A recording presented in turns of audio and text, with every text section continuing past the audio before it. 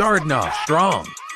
Too soon? No, buddy, we missed you last week. But that said, where we're going to start this breakdown is with Monday. On Monday, we did have a little bit of a lighter show because it was MLK Day, but we still managed to look at the major developments involved in the Andrew Tate case and talked with an expert about body image issues. So starting with Andrew Tate and the details we're slowly getting about the case the Romanians have against him, we started seeing things like the WhatsApp messages where he told a woman she couldn't go anywhere alone, as well as an alleged voice recording of him essentially admitting to raping someone, with some of his defenders trying to claim that those recordings were clearly kink-related. Also, speaking of defenders, it was crazy to see how many of them are marching in the streets of Athens. But that's not going to speed up Tate's release. In fact, it's now being reported that authorities have decided to hold him for another 30 days till at least February 27th. However, regarding the kink defense of Andrew Tate, some of you were pushing back against that. Like one of you beautiful bastards who wrote, as a kinkster, I'm horrified people are claiming this sounds like consensual kink play. He sounds like every douchebag fake dom that tries to lure newbies into an abusive relationship by claiming it's kink. While others pointed out things like every time I hear about the kink community, they always talk about communication and consent. Without both, it can become SA. If the voice message is true, it sounds like an SA case. Like consent was revoked and he didn't listen. And I also kind of get why Dash said this. Everything I know about Andrew Tate has been against my will. Good God, I do not care for this guy, but he's everywhere. Which I will say, I kind of understand that frustration, though it's on different topics. Like the new Twitter, for example, that For You tab they fucking gave. Literally, that feed is like rage bait. Like people I actively do not follow, I want to stay away from their content because I don't want to be angry at all times. Twitter's like, hey, look at this fucking insane bullshit. Don't you want to say something? Don't you want to just ruin your whole weekend and have both of your fans arguing and staying on the platform? But also, you know, when it comes to Twitter, I'm probably far more critical of that because I don't agree with the person at the helm. But there is an argument that just by ignoring assholes with massive audience, it doesn't make them go away. And I do think there's a benefit to someone being such a big focal point of conversation and them having such a big audience that we do cover certain people, because I think it's important that if you're going to like see someone for the first time, that you get a fuller picture. Openly talking about toxic issues is often the only way for people to learn about them, which is also why we ended up speaking to a few experts about body image issues, and in particular delving into this heroin chic look making a comeback. With this, so many of you came out to talk about how this specific trend had long-lasting effects on your lives and how you view your bodies, which really just reinforces what those experts were saying, that these trends have consequences. Though Lady Spider here doesn't actually think that it ever went out of fashion, saying, as someone who has recovered from an eating disorder, I do want to say that the whole movement around heroin chic never went away. People just got more careful about hiding their idealization of super thin bodies. COVID caused a spike in eating disorders, and this becoming a trend again feels, at least to me, like an inevitable result of a combination of social media and collective extreme stress. Although Vanna's experience suggests that the ideal body type does fluctuate, as she wrote, as a 24-year-old woman who went through the thick BBL era as a young person and who felt pressure to change my body in a way that wasn't natural to me to be desirable, I feel bad for young women with heroin chic coming back. I wish we'd stop making body types a trend. Embracing your unique features and style will always be the way to go. And we had people like Lanybug sharing their approach to the whole issue, saying in high school, when I was a size 0, I had body issues and felt like I needed to lose weight because I kept seeing people online who were thinner and looked better. Luckily, that didn't become a feeling I acted on, and after high school, I realized how bad social media was for me, so I deleted Instagram and stopped posting pictures of myself online. These days, I prefer interest-focused social media to person-focused because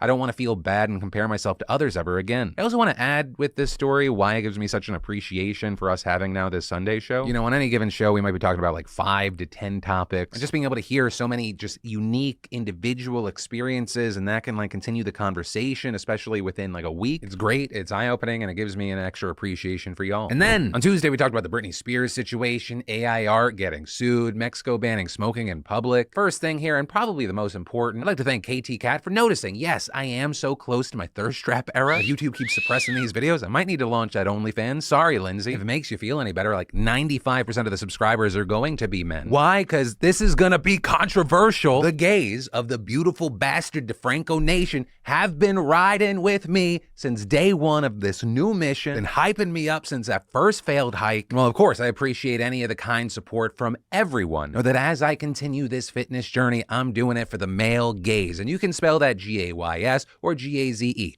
Both are accurate. But diving into the serious topics, Julian was apprehensive about Mexico's smoking ban, saying that law enforcement will just use this new law to extort money from citizens instead of enforcing it. And unfortunately, I'm not surprised by that comment, as it was pretty much what a lot of people were saying from the start, with Julian going on to say how students in his area already flaunt a ban on selling vapes and just pay the police off, which kind of creates a system and cycle where the cops know if they harass people smoking, they can get money for doing it, and at the same time, people breaking the law know that they can just do so for a few extra bucks. Also, we had the situation where Getty Images got to look like the good guy for a lot of you by going after stability Stability AI and its AI art generation tool, Stable Diffusion. With Angel here particularly ecstatic, but also wondering why it didn't happen sooner, saying, I've been waiting for a big company to sue over AI art. I'm shocked that Disney hasn't pulled a lawsuit as well, given how you can generate Disney IP-based images that were clearly trained using official Disney art. But one of the biggest responses and takeaways from many of y'all was that opting out of having your art used to train AIs was not enough, with people wanting rather an opt-in. Although, as someone who's had to deal with Getty Images, I did have a laugh at the Mask's take, which was the irony of Getty Images suing Stability AI for using pictures without a license is hilarious considering Getty Images practically trademarks every image imaginable just to generate revenue. However, the main thing that people were talking about on this video was Britney Spears. Right? She was trying to have a dinner and it quickly devolved into people filming her, and probably the most consistent take was, leave Britney alone! Right, Kate pointing out that Britney Spears has been through so much and she deserves peace. Like she just wants to enjoy a meal like the rest of us. And she was hardly the only one who thought that it just wasn't right that this was happening to Spears, that she couldn't enjoy a meal with some semblance of privacy. With others also pointing out that even if Britney was having a manic episode, it doesn't negate the fact that she should just feel frustrated that she was being filmed all the time in public. And Brinley was actually confused why people thought she was having a meltdown at all, saying, I almost laughed when you showed the Britney video. If I saw that with zero context, I would literally just think she was talking to the waiter while trying to be heard over loud music and that the camera was too far away for anything she says to be understood. Actually, I still think that. Another overall consensus was that places like TMZ need more accountability and that this culture of filming celebs needs to go. With Caspian Rose's writing, the South Park episode about Britney feels more and more relevant as it goes on. Britney literally can't just exist as a human. Shame on TMZ, shame on people that film celebrities just existing, shame on those leeches that make celebrities' lives shitty just for clicks. While Nerd Fiction said, we need harsher consequences against sites like TMZ. Don't prevent media from posting, but allow citizens to sue the shit out of them when they do shit like this. And then, I was that kid that wouldn't like eat or drink anything green. Well, that slowly changed over the years. Oh man, if I had Athletic Greens, it would have changed in a day. I'm drinking that every morning, and not only is it helping my body, it's helping the show because they're also sponsoring today's show. AG1 by Athletic Greens is a nutritional drink that's created a movement around simplifying your health routine. It supports your energy, focus, gut health, digestion, immune system, and more. Each scoop of AG1 is 9 health products in one, giving you the equivalent of a multivitamin, probiotic, minerals, and more. So you don't need to be that person with all those supplements piling up on your countertop. And Athletic Greens invests in high-quality ingredients, going above and beyond to ensure what's on the label is exactly what's in the powder. It mixes well with water, and it's honestly the best-tasting, highest-quality nutritional drink I've ever tried, making it an essential part of my routine. Plus, it supports the healthy intentions I'm setting for myself every day. And the best part, they're giving you added immune system support with a free 1-year supply of vitamin D3, K2, plus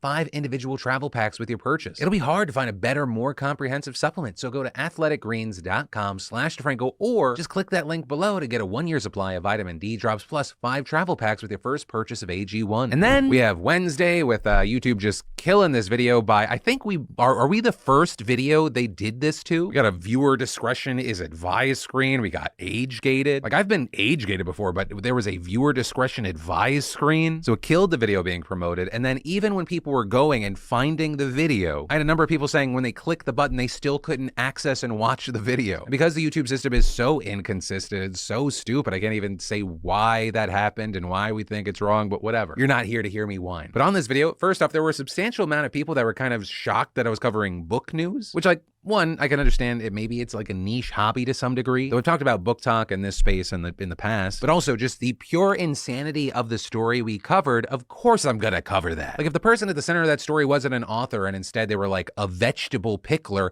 I would have still covered that news. Though I will say there were people like Sarah that said regarding kind of the book world, it is important to note how toxic it is. Writing, while I understand any community can be toxic, I've had my closest friends in the community turn on me when I set boundaries, and the bullies are relentless. And going on to say that she was shocked that grown adults can still bully people so relentlessly. And Beth saying one of the reasons I'm most upset is that author friend she had made talked about the immense guilt they felt and all the sorrow people were needlessly put through, friends and fans, and noting that the person at the center of the story doesn't think she did anything wrong. But that is where I'm going to leave that story. I feel like I'm trying to jump through so many hoops just so this video doesn't get shut down as well. But it does take us to the story regarding the near kidnapping of a barista. Right? Some dude goes to hand her money, then grabs her, tries to zip tie her, drag her out the window. And while this, of course, an extreme outlier, according to people like Aline, dealing with crazy customers isn't that rare anymore. Writing, I've been in customer service for 10 years. Customer behavior has been getting beyond scary recently. I noticed a huge increase in customer aggression about 1 year into the pandemic. I work in pet health and customers scream, threatened to find my office. Some even stalked my coworkers online and emailed back in with personal details they found about the employees. That's too much to handle as a worker. It feels like people are snapping from all the stress in the world. However, what was really scary to read was the fact that so many of you had stories about customers threatening you, attacking you, or even trying to kidnap you. Right? You had people like Nathan having this story about about a man who came in, seemed pleasant, then dropped the bomb that he had terminal cancer. But that wasn't the weird part. Instead, writing, when I started checking him out, he leaned in over the counter and said in a low voice, "You better not run now or I'm gonna beat your ass." I immediately assumed that he was gonna rob me, but he leaned back and started laughing like he told the funniest joke in the world. You know, how you threaten violence against a stranger, as a joke. Meanwhile, we had people like the Glitch's Purple talking about how when she was